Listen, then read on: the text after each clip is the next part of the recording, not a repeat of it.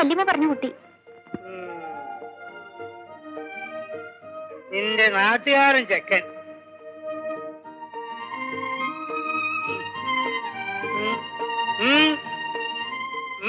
കഷം മുറിച്ചിട്ടോ.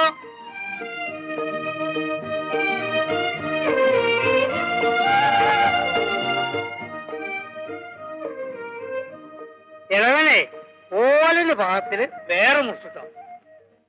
നാളികേരം അരയ്ക്കാൻ നോക്ക് വേണ്ടേ.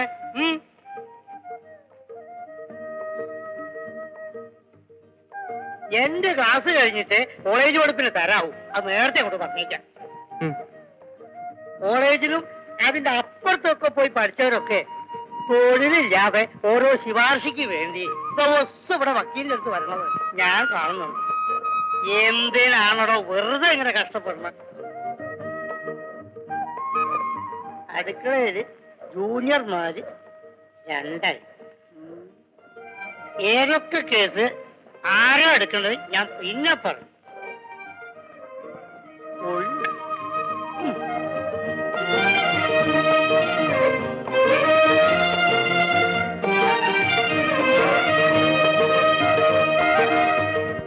നിലവിളി കേട്ടപ്പോൾ നിങ്ങൾ എവിടെയായിരുന്നു?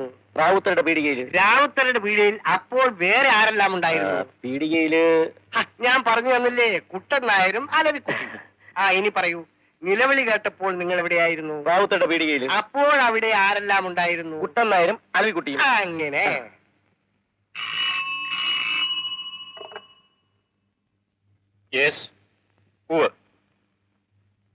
ചേമ്പിൽ വെച്ച് തീർക്കാൻ നോക്കാം.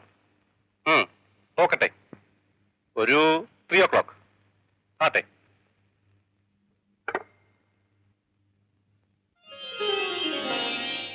ആ എമൗണ്ടിനെ പറ്റി ഒരു എഴുത്തുത്തിലൊന്നുമില്ല. ഇല്ല, പക്ഷേ അതെല്ലാവർക്കും അറിയും. ജോസഫ്, വേണ്ട, രാവുണ്ണി ഒന്നൊരു.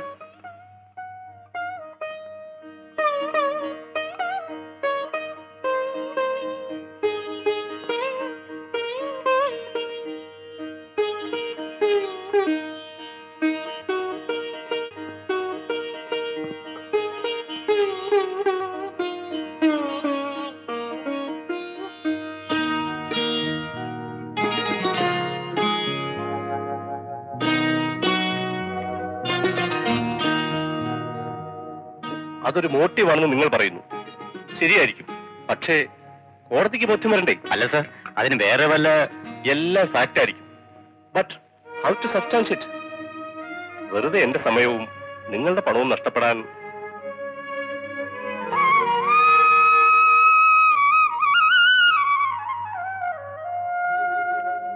എക്സ്ക്യൂസ് മീ, ഞാൻ ഇപ്പോ വരാം.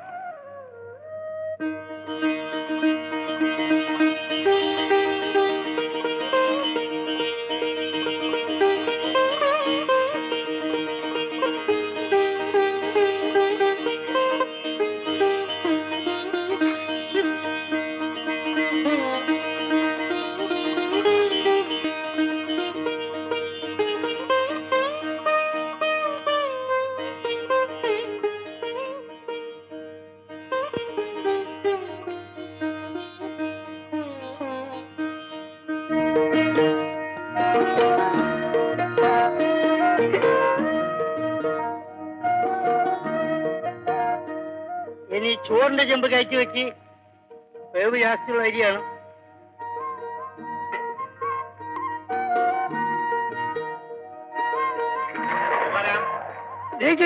മൂപ്പരുടെ ഷൂസ് കൊടുത്തിട്ട് മുറിയുടെ പുറത്ത് വെച്ചേക്കും. ശരി,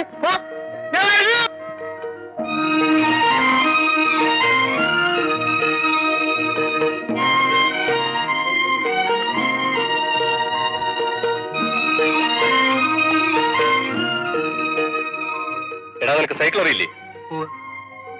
എന്നാ നീ ചോറ് കൊണ്ടുവാ. പ്യൂൺ ഇന്നോൾക്ക് ലീവാ വച്ചത്തേക്ക്.